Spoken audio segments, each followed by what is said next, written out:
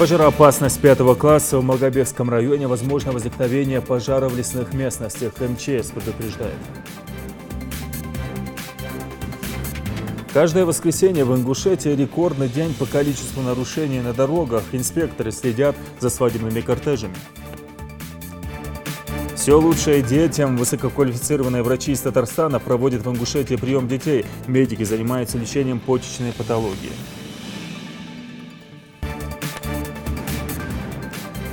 На телеканале Ингушетия информационная программа «Новости 24». В студии Амирхан Зортов. Здравствуйте. В Малгобекском районе сохраняется чрезвычайная пожароопасность 5 класса. МЧС рекомендует населению ограничить выходы на природу, быть предельно осторожными с огнем, не разводить костры в лесу, старых горельниках, в местах с подсохшей травой, а также под кронами деревьев, не бросать горящие спички и окурки. МЧС также отмечает, что несмотря на все усилия и проводимую профилактическую работу со стороны представителей чрезвычайного ведомства в регионе, жители, фермеры и сельхозпроизводители, невзирая на все запреты, поджигают сухостой на большой территории, что чревато пожарами и плачевными последствиями. Практически ежедневно пожарные караулы совершают выезды на тушение огня, а ведь при усилившемся ветре огонь может перекинуться на жилые постройки. А тем временем в Пекин пришли грозы и ливни. Осадки не прекращаются в китайской столице с пятницы, пишет РИА Новости. Центральное телевидение передало предупреждение властей о желтом уровне опасности. Пекинцам угрожают наводнения, сели и оползни. В ряде районов ожидают молнии и град. Закрыты 184 туристических объекта, в том числе и один из наиболее популярных участков Великой Китайской стены. Если в воскресный день вы услышите в Ингушетии стрельбу, спецсигналы, скрежет тормозов, не пугайтесь, это мы так отдыхаем на свадьбе. Шутить на эту тему можно долго, но вопрос серьезный. Каждое воскресенье многие водители рискуют оказаться на пути участников свадебного кортежа, которые чувствуют себя хозяевами дороги. Среди молодежи так заведено, что в этот день можно все. Это даже престижно нарушать, заведомо зная о ненаказуемости. Но на этот раз некоторым из них не повезло, почему, знает Юсуп Гелисханов. Воскресенье – день веселый, и в Ингушетии он ассоциируется со свадьбой, которая не обходится без кортежей из дорогих иномарок. Сегодня, несмотря на выходной день, на дорогах республики большой поток автомобилей, большинство из которых это свадебные кортежи, которым, мягко говоря, закон не писан. Здесь, на федеральной автодороге Кавказ, колонна движется, заняв обе полосы движения, тем самым создавая затор и аварийно опасную обстановку. Но тут же несут службу и инспекторы ГИБДД, которые останавливают самых агрессивных из их числа. К примеру, водитель вот этого автомобиля ВАЗ-2114 затонировал на все 100% стекла своего железного коня. Он еще и госномера снял, непонятно для чего. Это нарушение ему пришлось исправить тут же.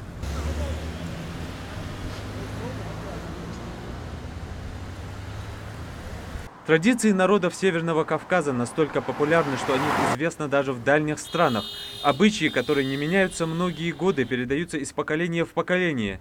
Народ относится к ним с особым трепетом, но что делать с теми современными обычаями, которые к истории не имеют никакого отношения?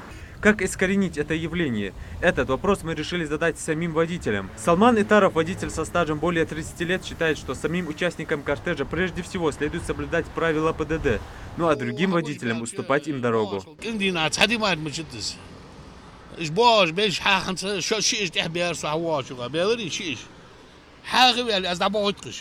Сигнал тоже, эй, кет просто, о, мяш голчия. Сакон, за всю жизнь сама мечали. Так, вывори дяган, заун, халка машин жачкан, говоришь, как из Маганди. Каман, амдя постоянно хадуаш, да, хам хуц млудать, но кезгах. Неприятность хугаш, аварий хугаш, лорбеш барба. Мнения по этому поводу среди водителей разделились. Магомед Башир Тимурзиев против обычаев, которые угрожают жизни людей. В первую очередь родители должны следить за своими детьми и не разрешать им присоединяться к кортежам. В прошлое воскресенье он женил сына, не понаслышке знает о проблеме со свадебными кортежами. На их свадьбе неизвестные устроили стрельбу.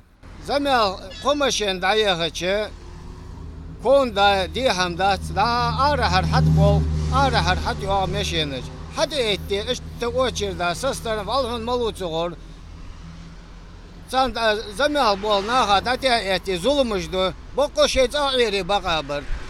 Sen te hatırlattır. Şey sakert khoz lil bizim böyle kwa lozer la tabe lozer sala خلق بول سقيردم أزبا سقيردم بس ماشينش وعشكي يتل بسترون سكحت جرستوس عن سرتسا جرز أبلا ترقى بسترون نخبق حتى بيعقاد طب شيء زمان وقت ماشينش سسترني حتى بين أزيك تبش أوراقي سا ترقو سون غطيات. В ходе сегодняшнего рейда инспекторы наблюдают не только за кортежами, но и за другими участниками движения. Для обычной проверки инспекторы останавливают вот эту белую приору. У водителя нарушения незначительные. У вас имеются нарушения на передних боковых стеклах, дополнительные устройства установлены. По таможенному регламенту Таможенного союза пункт 4.2 это запрещается делать.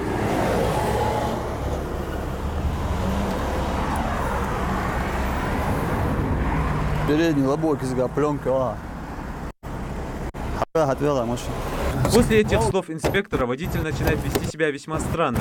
Он решает побыстрее уехать, оставив документы у представителя правопорядка. Сотрудники госавтоинспекции бросаются в погоню. Но нарушителя догнать так и не получилось. Как отмечают инспекторы, водитель приоры затерялся на проселочных улицах села Барсуки. Инспекторы ГИБДД рассылают ориентировку по всем постам.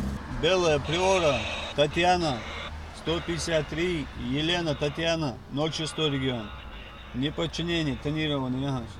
Такие воскресные рейды проводятся согласно недавнему поручению главы Ингушетии.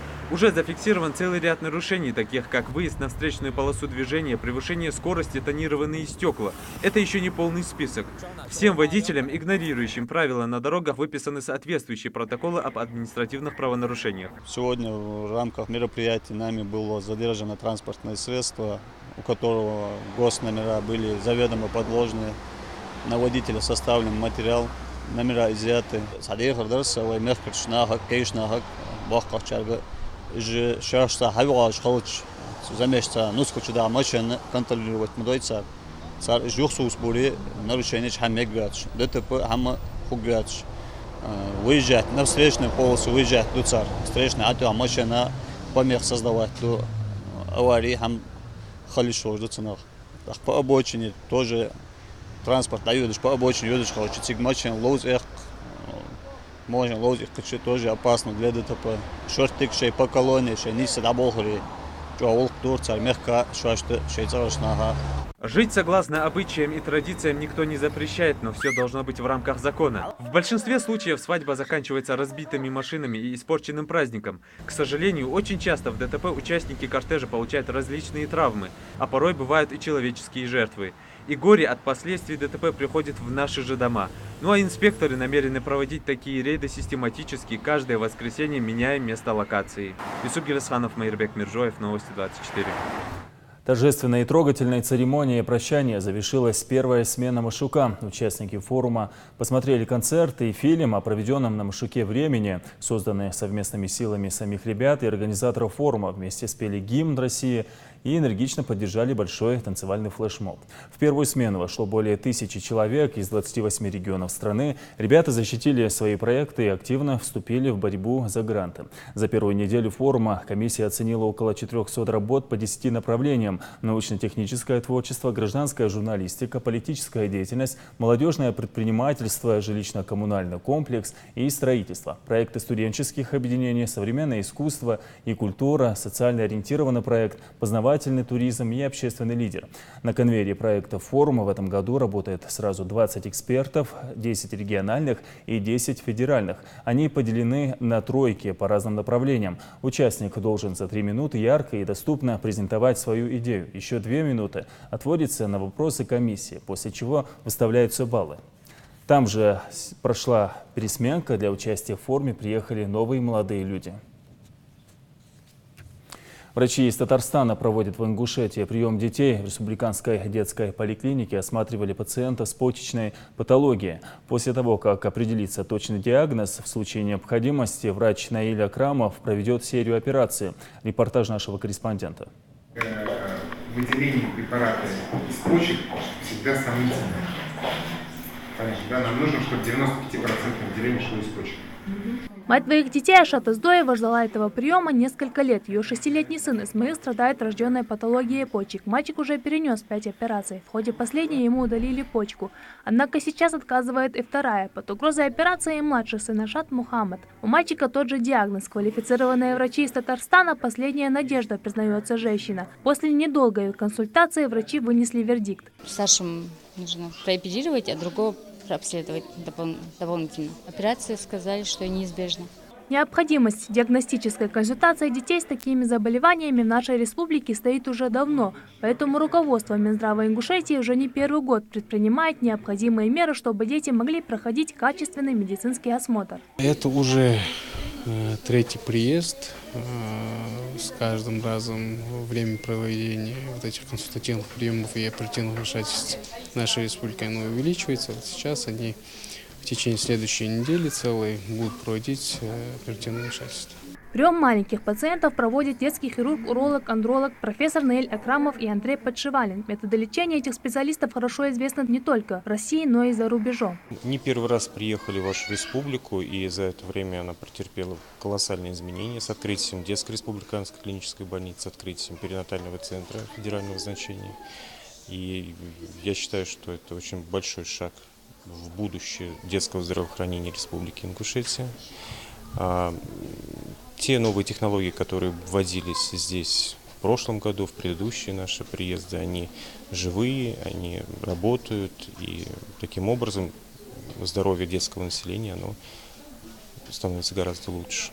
На сегодня врачами осмотрено и проконсультировано уже порядка 60 пациентов с патологическими отклонениями. 20 из них уже предварительно подготовлены для оперативного лечения. Весь цикл операций будет проводиться в отделении детской хирургии Республиканской больницы в течение следующей недели. Очень радостно, что здесь, на Ингушской земле, начали использовать методику, одну из методик хирургического лечения, которую предложили мы в Казани. И при этом врачи очень довольны результатами этих операций, и это очень импонирует. Я думаю, что в будущем, если каждый год какой-нибудь новой методики будет внедряться в республике, то я думаю, что перспективы для детской урологии, андрологии, перспективы для детской хирургии здесь шикарные. Подобные консультации в нашей республике будут проходить систематически, что позволит нашим жителям, не выезжая за пределы региона, получить всю необходимую медицинскую помощь. Жарайдат Холухоева, Рамазан Миржоев, Новости 24. Получить загранпаспорт России станет намного проще. По поручению правительства страны Министерство внутренних дел сократило сроки оформления и выдачи заграничных паспортов. В настоящее время в ведомстве готовят соответствующие поправки. Пока еще неизвестно, насколько будет сокращена процедура оформления и выдачи документов. Согласно действующему закону, срок оформления загранпаспорта не должен превышать 1 месяц в случае подачи заявления по месту жительства и 4 месяцев в случае подачи заявления по месту требования. А чтобы с комфортом провести свой отдых за границей, стоит ответственно отнестись к выбору страны. Так, накануне Ростуризм объявил отдых в Турции небезопасным. Связано это с участившимися случаями заражения энтеровирусной инфекцией, известной как вирус Коксаки. При этом в Ростуризме сообщили, что экстренная эвакуация россиян с турецких курортов не требуется, однако в сложившейся ситуации туристы вправе отказаться от приобретенных путевок в Турцию без штрафов. Ростуризм настоятельно рекомендует россиянам учитывать имеющиеся риски при принятии решения о поездке в Турцию.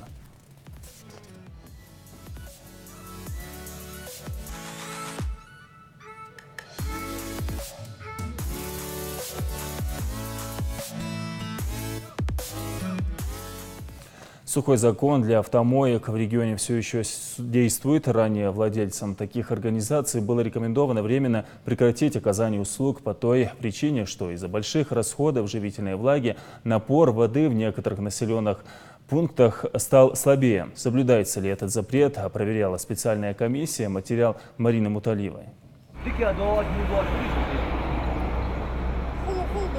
летом большинство бывает плохо.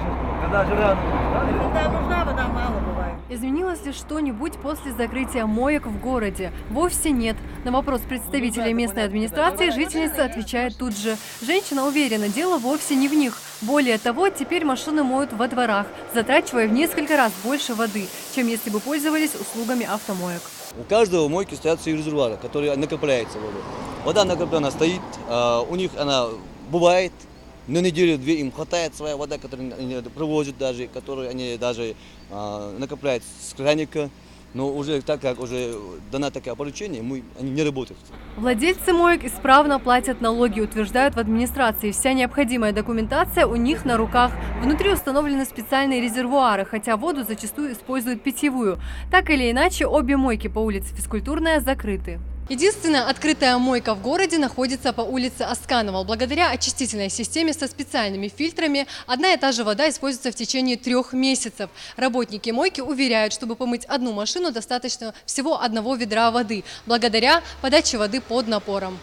В день здесь обслуживают до 10 машин. Расход воды совсем небольшой. К тому же на мойке установлен резервуар объемом 5 тонн. Вся эта система владельцам обходится весьма дорого, потому не каждый начинающий предприниматель может себе ее позволить. Прислали вот этот вот весь, который фильтра вот эти, чтобы менять эту воду. У нас она месяц, считай, не работала мойка, потому что не было вот этих фильтров. Как только прислали, вот их установили, мы открылись. И вот с тех пор у нас чисто идет одна обработка, мы, то есть не тратим воду. Как выясняется, вода в домах у жителей не идет вовсе не из-за моек, и на напор воды они также не влияют. К тому же в летний сезон автолюбители обращаются к ним крайне редко. Марина Муталиева, Адам Далаков, Новости 24. Всероссийская акция «Вода России» прошла в детском оздоровительном лагере Эрзи. В ней приняли участие сотрудники администрации Джайрасского района. Воспитанникам лагеря показали видеоролики, а также провели познавательную лекцию о пользе воды. Дети также подготовили сценки и выступления на тему защиты окружающей среды. Детскому оздоровительному лагерю Эрзи хотят присвоить статус экологического объекта. Мы посчитали, что это хорошая база для того, чтобы для работы с теми обучающимися здесь детьми, чтобы именно в их возрасте внести какой-то вклад в их сознание с целью воспитания, экологического воспитания их. Чистота – это половина религии.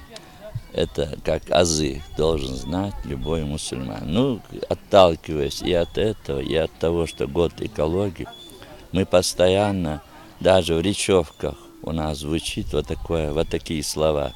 1, 2, 3, мы приехали в Эрзи веселиться, отдыхать, горный край наш изучать. Вот изучая горный край, для этого, соответственно, проходят экскурсии, походы. Также в рамках акции состоялся субботник на территории Таргимской котловины. С каждым годом поток туристов в Джайрасский район республики растет, а вместе с ними количество мусора. Начиная с апреля текущего года администрацией Джайрасского района составлен график проведения субботников. Функционирует МУП ПЖК Джайрасская, которая именно занимается и санитарной очисткой территории, и вывозом именно вот этих твердых бытовых отходов. Общей сложности у нас в районе вдоль центральной дороги Чми-Таргим в населенных пунктах установлено около 100 почти кубовых контейнеров. Это все увозится на полигон в Северную Осетию и в Сунжинский район. Состоялось главное событие 2-го международного шахматного фестиваля «Суперматч на башне». Эрнест Инаркиев и Борис Гельфанд снова встретились лицом к лицу. За ходом игры наблюдал Зелимхан Калоев. Юные и взрослые шахматисты-любители начали свой поединок у порога башни Согласия. На первом этаже строения также расположилась выставка Музея краеведения. Здесь уникальные свидетельства древней культуры Ингушетии, которые представлены зрителям впервые. Среди посетителей выставки глава региона. Это не очень импортное, это византийский клинок. А тем временем гроссмейстеры Эрнест Инаркиев и Борис Гельфанд уже приступили к суперматчу по шахматам, который проходит на самой высокой точке города Солнца. соревнуются. Два шахматных тяжеловеса снова встретились лицом к лицу. На этот раз они играют в быстрые шахматы. Зрители взволнованы не меньше самих игроков. Игра обещает быть интересной. Этого дня любители шахмат ждали больше недели. Ошибки быть не должно, уверен собравшиеся. Весь колорит здесь подчеркивает место проведения финального турнира. На 100-метровой башне и думается легче, и сосредоточиться несложно. В прошлом году израильский шахматист одержал победу над российским гроссмейстером на фестивале «Башни Согласия». Итоговый счет встречи тогда был 12-6 в пользу Бориса Гельфанда. Но на этот раз Эрнесто не намерен упускать победу. Серьезно шагнули вперед по развитию шахмат. Мы долго думали, это не просто откуда взята информация или откуда там взяты такие мысли.